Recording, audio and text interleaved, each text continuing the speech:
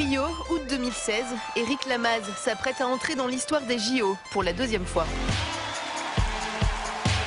Bravo Éric, médaille de bronze. Avec Fine Lady, le Canadien décroche le bronze en individuel. Une surprise contrairement à Londres où il partait favori. Pour Equestrian Lemag, le double médaillé olympique revient sur son expérience brésilienne, sur son parcours hors norme et sur son avenir dans une interview exclusive. Je suis Éric Lamaze, bienvenue dans le Face à Face. Comment vous vous sentez quelques jours après Rio? Bon, on s'est senti très fiers au premier moment et puis Hong Kong, j'étais le favori. Je m'attendais à une médaille. Cette fois-ci, c'était une surprise. C'est une jument qui m'a surprise à tous les jours et qui a continué à bien sauter. Et pour moi, c'était la meilleure jument des Jeux olympiques. Justement, cette jument, c'est une jument que vous avez, Fine Lady, découverte, qui devait normalement faire des épreuves de vitesse à 1m45, à 1m50.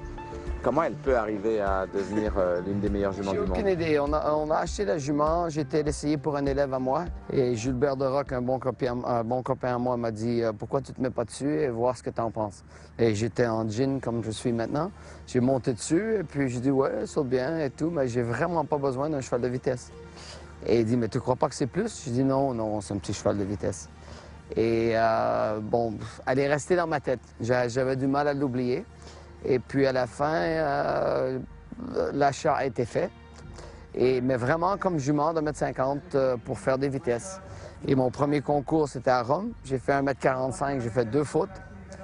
Et j'ai appelé Gilbert et je lui ai dit « Gilbert, je t'avais dit, on ne devait pas acheter cette jument. » Éric Lamaze, c'est rare, Éric, 2 podiums sur 3 éditions. Hong Kong, médaille d'or, ça ne fonctionne pas à Londres, et puis vous êtes encore sur le podium à Rio, c'est absolument rarissime, toutes disciplines confondues. Ça veut dire qu'il faut une forme d'intelligence particulière pour gagner aux Jeux Olympiques. Pourquoi vous êtes capable de le faire 2 fois et d'autres n'y arrivent jamais? Je crois que c'est le métier qu'on a pour les championnats. C'est très différent de se préparer pour les Jeux Olympiques et ou se préparer pour le Stefex Master ou Aix-la-Chapelle. C'est un truc qui prend des mois en avance. Tu dois choisir tes épreuves qui conviennent à ton cheval. Et si on a vu quelque chose aux Jeux Olympiques, c'est l'importance d'avoir un cheval en pleine confiance le premier jour. Vous avez 2 podiums avec 2 chevaux que personne n'aurait vraiment acheté pour ça. Hein. X7, c'était le même cas. Ça veut dire que c'est vraiment la notion de compréhension, de confiance. Tu sais, même à mon âge dans ce sport, on apprend beaucoup. Pour Londres, j'ai eu des propriétaires, Artisan Farm. Ils ont tout de suite acheté 2 chevaux pour moi, pour que j'aille à Londres. Et ces 2 chevaux n'ont pas marché. C'était trop tard, trop court, pas assez de temps avec les chevaux. Les Jeux olympiques ne s'achètent pas. Tu n'achètes pas le podium. Tu dois construire ce podium. Et ça, je suis 100% confiant de ce que je dis parce qu'on a essayé de l'acheter à Londres et ça n'a pas marché. Les 3 cavaliers qui sont sur le podium ont presque tous fait comme ça, comme vous. On a vu Nick Skelton gérer son cheval parfaitement. Donc les jeux, on les gagne presque avant de venir. Alors.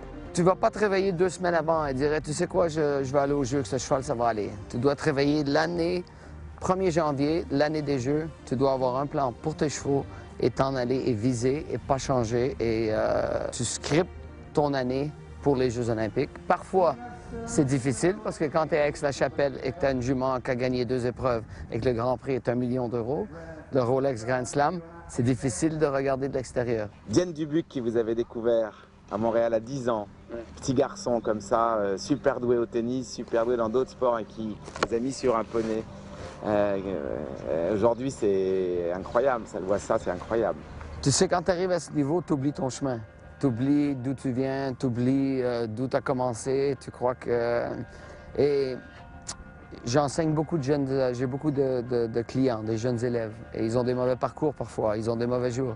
Et je leur explique que le Éric Lamaze que vous voyez aujourd'hui, c'est pas l'Éric Lamaze que quand j'avais votre âge que je faisais. J'ai monté des chevaux qui ne savaient pas sauter, que j'essayais de faire sauter. J'ai tout fait, quoi. J'allais dans les concours avec ma bombe, mon sac, mais aucun cheval à monter. Et je priais que quelqu'un m'offre un cheval. Alors, il y a beaucoup de monde qui ont joué une très grande part dans ma vie que je puisse aujourd'hui faire ce sport. Mais on oublie vite d'où on est venu. quel chemin parcouru quand même. Vous prenez conscience, c'est inouï, vous êtes une star pour ça aussi, parce qu'on n'est pas star uniquement parce qu'on arrive. Oui, surtout après Exted, je crois que vraiment c'était la fin. J'étais vraiment cassé. Et à la fin, bon, tu sais, une semaine passe et tu crois, OK, maintenant c'est bon. Mais maintenant, j'ai découvert que ça m'a pris des années à oublier cette tragédie et pas oublier ce cheval parce que jamais tu vas l'oublier, mais essayer de monter en pas avoir la pensée de qu'est-ce qui était arrivé. Bon, tout le monde me disait ça va, ouais, ça va, mais ça n'allait pas du tout, au fait. C'était un truc mentalement qui était très dur. Mais une sorte de petite dépression?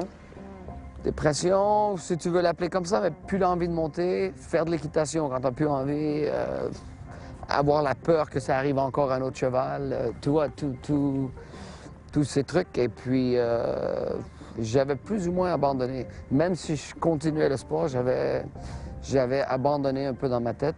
Et bon, avec les clients qui m'ont soutenu et qui ont dit, si tu veux continuer, on achète des jeunes chevaux, ralentis ta pression de sauter au haut niveau et reconstruis des chevaux. Après, j'ai commencé avec ça et ça m'a vite fatigué. Alors, on a racheté des chevaux qui sautaient un peu plus. Mais quel soutien que j'ai eu, parce que sinon, j'étais vraiment... pour moi, c'était fini. C'est formidable. Qu'est-ce qu'on peut vous souhaiter maintenant, vous qui avez été tant gâté par le sport? Si je peux dire, je crois que mes médailles sont mes médailles. Mes grands prix gagnés, c'est des grands prix déjà gagnés. Est-ce que je veux gagner avec la Chapelle une autre fois? Oui. Est-ce que je veux gagner la Baule une autre fois? Oui. Mais c'est déjà fait. Qu'est-ce que j'aimerais faire? C'est gagner ces épreuves avec des élèves à moi. Et ça, j'aimerais bien. Et ça, c'est quelque chose qui m'attire encore à ce sport. J'adore enseigner et j'adore motiver mes élèves et voir qu'ils vont réaliser leur but comme j'ai réalisé le mien. Et j'aimerais bien entraîner un élève qui gagne une médaille, qui gagne Aix-la-Chapelle ou